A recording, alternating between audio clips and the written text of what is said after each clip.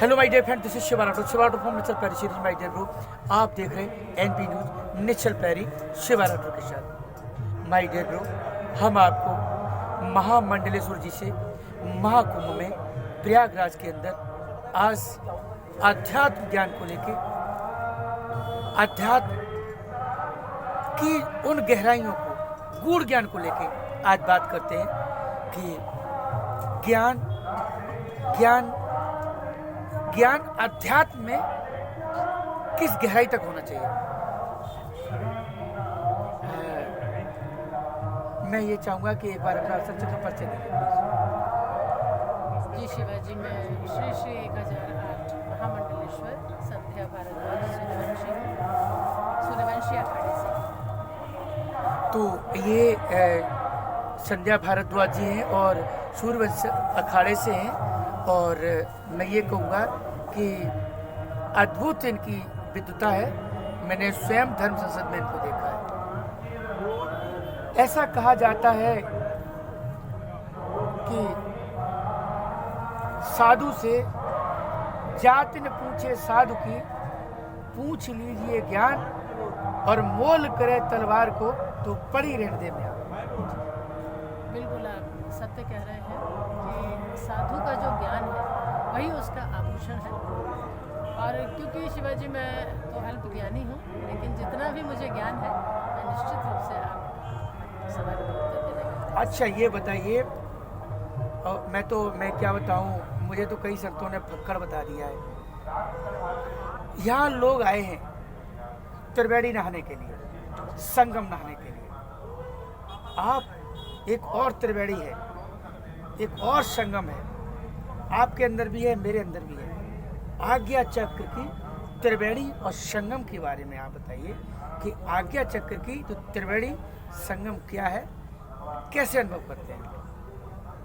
देखिए, आज्ञा चक्र की त्रिवेणी और संगम के बारे में तो मैं यही कहूँगी कि ये जो संगम है ये तो सर्वविदित है। हमारे आदिगुरु शंकराचार्य जी के समय से ये जो चल रहा है, बल्कि मैं तो कहूँगी कि जब से हमारा सनातन धर्म है, जब से ये सृष्टि बनी है, तभी से ये महाकुंभ जो चल रहा है। और एक ये त्रिवेणी है और एक दूसरी त्रिवेणी हमारे स्वयं के अंदर भी है। और वो एक ऐसी त्रिवेणी है जो हमें वेद माता गायत्री के द्वारा प्राप्त हुई है, भगवान नारायण के द्वारा प्राप्त हुई है, भगवान ब्रह्मा के द्वारा। लोग कैसे अनुभव करेंगे, लोग कैसे उसका रसपान करेंगे, लोग कैसे उसमें डुबकी लगाएंगे, उसकी उचित प्रक्रिया बताएं। शिवाजी, एक जो गृहस्थ व्यक्ति है, जो गृहस्थ मनुष्य है, अब उनको सबसे बड़ा ये सवाल रहता है कि क्या सही है और क्या गलत है। जबकि गीता में भगवान कृष्ण जो है अर्जुन को यही इसी सवाल का जवाब दे रहे हैं। वो कहते हैं कि हम कैसे आपके दर तक पहुंच पाए, हम आपके दर पे कैसे पहुंच पाए, परमात्मा को हम कैसे जान पाए, ब्रह्म का ज्ञान हमें कैसे मिले। तो भगवान कृष्ण भी अर्जुन को यही संदेश देते हैं कि तत्विधि प्राणी पातेन परिप्रश्येन शिव्या उपदेशन्ति ज्ञानी तो ज्ञानी नाम दर्शिया। ऐसे किसी तत्ववेत्ता संत को आप अपने जीवन में रखिए, ऐसे गुरु को आप अपने जीवन में लाइए जिससे आपको ये ज्ञान मिल सके। क्योंकि अर्जुन को भी जो ज्ञान मिला वो भगवान कृष्ण ने गुरु स्वरूप में दिया। तो ये जो ज्ञान है, एक आम जो मनुष्य है, ग्रस्त व्यक्ति जो है, आज यहाँ महाकुंभ में सब लोग नहाने के लिए आए हैं, लेकिन मैं ऐसा सोचती हूँ कि त्रिवेणी संगम में नहाने का फल तभी है जब आप अपने जीवन में भी उस त्रिवेणी को, उस संगम को लागू करें, उसको स्वीकार करें। और वो कौन सा संगम है? वो समदर्शिता का संगम है। हम हर स्थिति में, हर व्यक्ति के अंदर, हर जीवात्मा के अंदर भगवान नारायण को देखें और उससे प्रेम करें। यदि हमारा उनके प्रति प्रेम नहीं है, परमात्मा की बनाई हुई मूर्तियों के प्रति प्रेम नहीं है, तो यहाँ त्रिवेणी आके संगम में नहाने से भी मैं समझती हूँ कोई लाभ पहुँचने वाला है।